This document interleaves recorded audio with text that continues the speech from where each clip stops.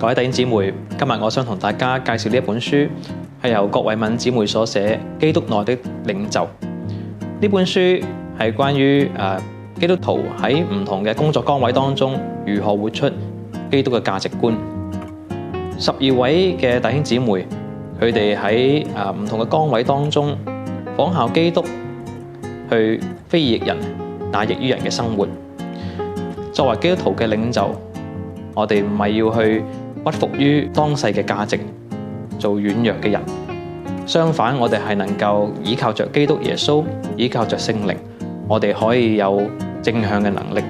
去面對當世我哋所面對嘅不公平、不公義。書中12位嘅弟兄姊妹，佢哋都係喺佢哋嘅領域當中去活出呢份嘅領袖嘅能力，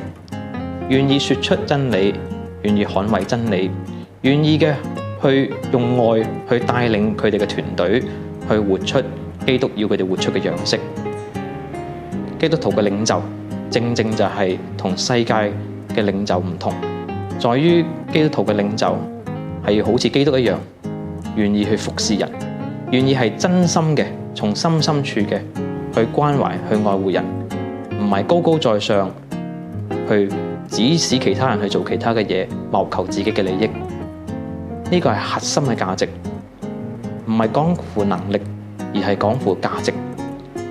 12位嘅弟兄姊妹當中，每一個嘅故事，每一個嘅分享，都係極之好嘅基督徒見證。我希望大家好好享受閱讀呢本書，與12位嘅弟兄姊妹一齊經歷上帝恩典，效法基督，非義役人，那役於人。